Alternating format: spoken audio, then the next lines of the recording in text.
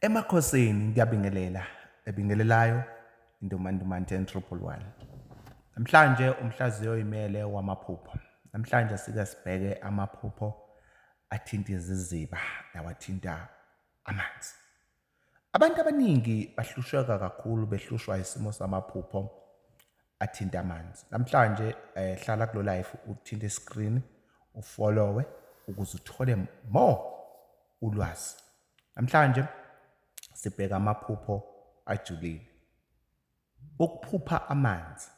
Ukuphupha amanzi kusuke kuyinto eyinhlanhla phezu kwesimo sento empilo yakho. Futhi ukuphupha amanzi kusuke kuyinto eyinkomba yokuvala kwezinto zakho. Ahlukile kamanzi. Asike sikhulume ngamanzi namhlanje ahlambulukile, aklini. Ukuphupha njalo uphupha amanzi useyizibeni ngaphansi kweziba ubona uhleli nabantu, uhleli nezindlu ezinhle lokho.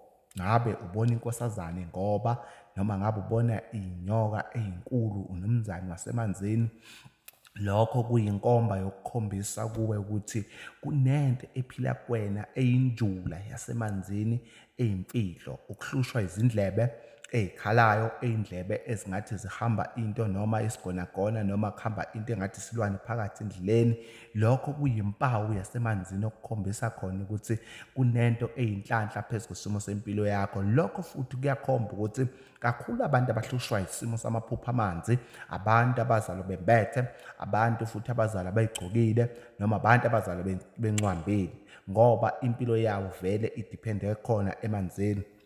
Ebusuku mhlambe ulele uhamba ngemoto emhlophe kodwa ubese ubona ungena phezu kwesimo samanzi acwebile noma amanzi ahlambulukile. Lokho kuyinkomba yokukhombisa ukuthi wena kunento ophila nayo yasemanzini ehamba. Lokho kukhombisa khona ukuthi unesiphiwo esiyinjula buchopho sasemanzini. Ngesinye isikhathi ukuphupha futhi uhambo olude, ubona ulwandle noma ubona inkosazana noma ubona izinto ongazi-understand ngaphansi kwamanzi noma ebusuku ulele uphupha ngaphansi kwamanzi. Lokho kukhombisa ukuthi wena kunesiphiwo ohamba naso phezu kwesimo sento empilo yakho engamandla kwasemanzini ohamba nawo. Ukuhamba futhi ukuhlushwa isimo sento eyilikhanda nezindlebe bese kuba umhlane nomgogodla. Lokho kuyakhombisa kuwe ukuthi umuntu ohamba nesiphiwo sasemanzini esiyinjula buchopho futhi esihamba namakhosi. Futhi uma umuntu wesithunywa mhlambe ngesinye isikhathi ubona ijazi elihlaza, isibhakabhaka, elimhlophe, libe nokuhlaza, eliyelo, libe neziphambano, kube nokuhlaza phakathi, ingube yengwe. Lokho kukhombisa kuwe ukuthi ungumuntu ohamba nesiphiwo sasemanzini esiyinjula buchopho. La maphupho lawa abaluleke kakhulu phezu kwesimo sento empilo yakho ukuthi ayayivala impilo yakho futhi ayayivala isimo sonke umuntu ongathi mawenza into zakho bese zingenzeki. Futhi ekufuna ukusibheke kakhulu futhi kulamaphupho wamanzi ukuthi ngesinye isikhathi uma uyakhona mhlambe noma uyophahla noma uyothandaza, into zakho ziyaqhaqheka noma into zakho ziyavuleka.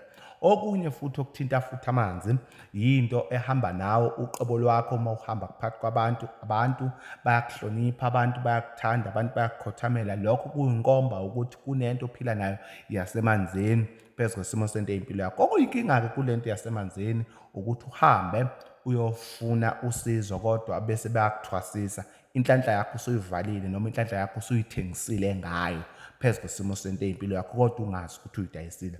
Futhi okunye futhi kulento lena esikhuluma ngayo yasemanzini, ngesinye isikhathi ungathi mawulele uphupha abantu abaningi bahleli nawe ngaphansi kwamanzi kodwa mawuthwene uyakhuluma kodwa ubeze bekhuluma elinye ilanguage. Lokho kusuke kukhombisa ukuthi kuyilanguage yasemanzini ephila phezu kwesimo sempilo yakho noma kuyilanguage ongayazi kodwa ephila phezu kwesimo sempilo yakho. Ngabe ngelinye ilanga ngesikhathi uyakhuleka uzizwe ngesinye isikhathi ukhuluma olunye ulimi ongali-understand noma ongalizwa. Lokho kuyinkomba futhi ukuthi wena kunesiphiwo ophila naso sasemanzini. Amajazi futhi abalulekile athinta wona amanzi, ijazi lengwe, ijazi eli-black and white, ijazi elihlaza, isibhakabhaka, ijazi elimhlophe, libe nento eziphambane ezihlaza ngemuva, noma ijazi futhi elimhlophe elilodwa, ijazi eliyelo, le jazi eliyelo mhlambe noma linenkanyezi bese liba nesiphika sengwe. Lokho kusuke ukukhombisa ukuthi unesiphiwo sasemanzini ohamba naso, noma kunento ophiwe yona eyinjula buqopho yasemanzini, futhi lento ihamba nawe ngesinye isikhathi mhlambe ungayi-understand.